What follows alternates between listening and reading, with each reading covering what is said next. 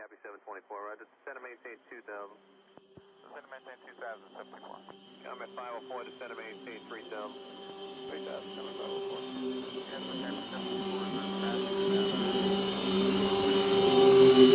That's 1231.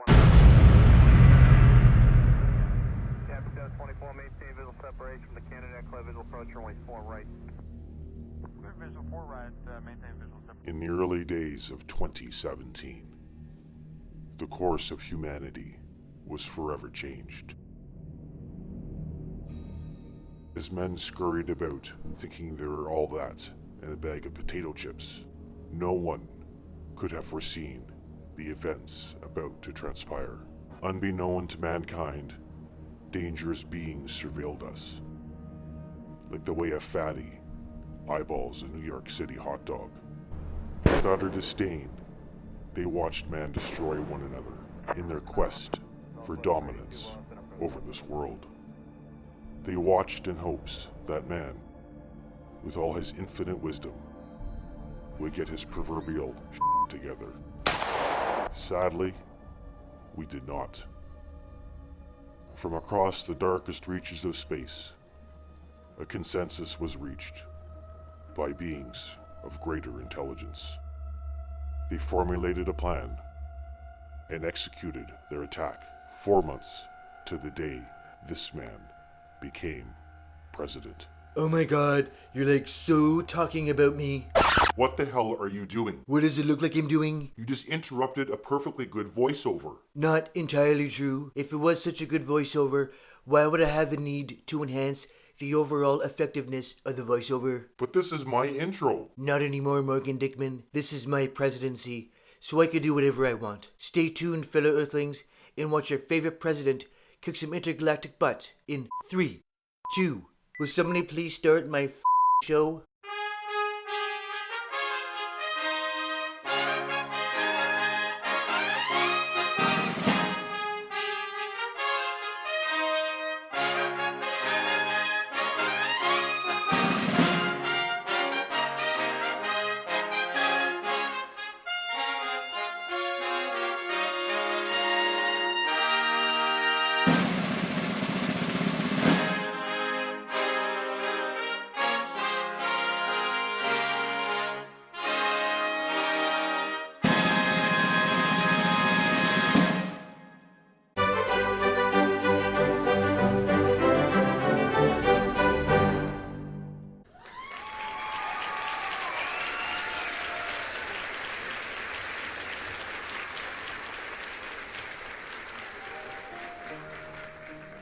Kitty's pussy purred with delight.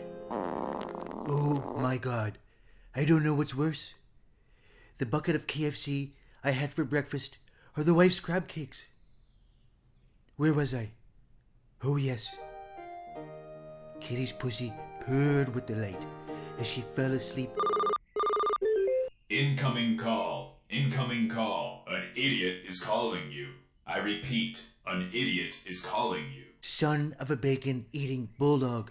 Can't a guy get any peace around here? Things are gonna change when I become president. Oh wait, I forgot. I am. What is it, Hilda? Can't you see I'm catching up on my daily presidential briefings? Good afternoon, Mr. President. General Frederick Douglass is on SATCOM relay for you, sir. The Frederick Douglass that the fake news reporter died back in 1895. So what does a good general want? Is it important? Mr. President, sir, whenever a 4-star general calls and asks to speak to you, it's important. Fine, patch him through to my secret, private, one-of-a-kind, futuristic, walkie-talkie communication system. I think the SCEB is wiretapping my presidential line. SCEB? Santa Claus, Easter Bunny. This guy's batshit crazy. I heard that. Secure connection established. Stand by, General Douglas. Go ahead, Mr. President. It's a pleasure, General. I've always said you're a shining example of someone who is doing an amazing job and being recognized more and more. So what do I owe the pleasure of this call, General? Sir, we have a developing issue unfolding as we speak, sir. Freddy boy, let me assure you, I don't own a bathrobe and most definitely don't wear one. That story was riddled with fabricated factual errors. In my opinion, it's unacceptable to see such horrendous so-called reporting. Mr. President, I did not call to discuss your bedtime attire. My bad. Did you know I won by 306 electoral college votes? You knew that, right? Mr. President, with all due respect, we are at a DEFCON situation, sir. That's good, because there's nobody bigger or better at the military than I am. Sir, we have a new enemy. Besides the free press, the failing New York Times, and those icicle dudes? What kind of threat are we talking, General? We are being invaded by aliens, sir. The Mexicans are invading? Not Mexicans, aliens. Like little green men? Are you sure you're not watching a rerun of Independence Day? I'm pretty sure. What are your orders, sir? What the hell do I know about issuing orders?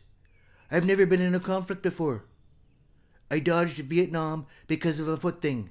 And don't even ask me what kind of a foot thing it was, because all I remember, it was a foot thing. Sir, we have exhausted all military efforts.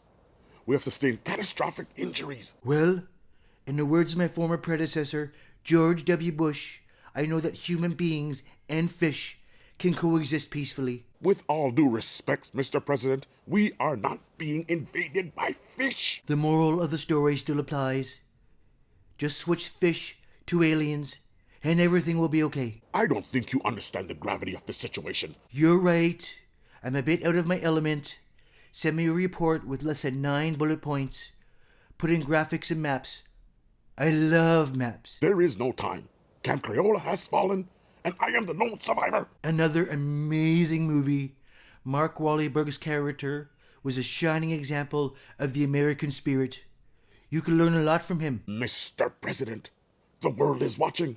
The time to act is now. Fine, whatever. I'll just sit here in my PJs, not wearing a housecoat, and come up with a solution that is really, I think, very good. You're the president, Mr. President. It's pretty cool and scary at the same time, isn't it? It's like a big, fat, beautiful roller coaster. What? You know what uranium is, right? It's called nuclear weapons and other things. Like, lots of things are done with uranium, including some really bad things. Are you suggesting what I think you're suggesting? I don't know. Are you thinking what I think you're thinking? Are you ordering a nuclear strike on American soil? Are you out of your freaking mind? I was thinking out loud. Oh, I know. I've got a big, fat, beautiful plan. I'm a businessman. I do so many deals, I've got deals coming out of my ears. And if I could force Chris Christie to eat meatloaf, I could force anybody to do anything. General, find me the leader of this resistance and bring him or her. Do you see how politically correct I could be even during a crisis? Bring him or her to the White House so I can make him or her a deal he or she won't be able to refuse. I decline your offer as running mate for the 2024 election. Are you freaking kidding me? Even with my great slogan, still keeping America great? You're a one-term president at best. What if I throw in my wife to sweeten the deal? Her foods are a bit gassy, but she's a heck of a cook. Are all humans as vulgar and crass as you? Well, I don't know about you, but I think I'm pretty charming. You're a silly old man with delusions of grandeur. I'm rubber, you're glue. Your words bounce off me and stick to you. I find your lack of leadership disturbing. Well, I find that face and mullet of yours disturbing. Just saying, since we have our honesty hats on. Any final words before I crush your larynx like a fortune cookie? As a matter of fact, I do. What is that god awful smell? Whatever it is, I can taste it. Oh, I'm gonna throw up in my mouth.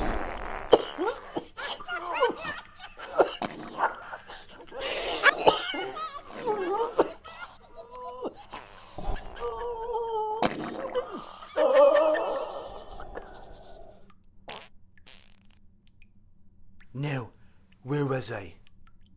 Oh yes. Kitty's pussy purred with delight as she fell asleep in the husky arms of her albino.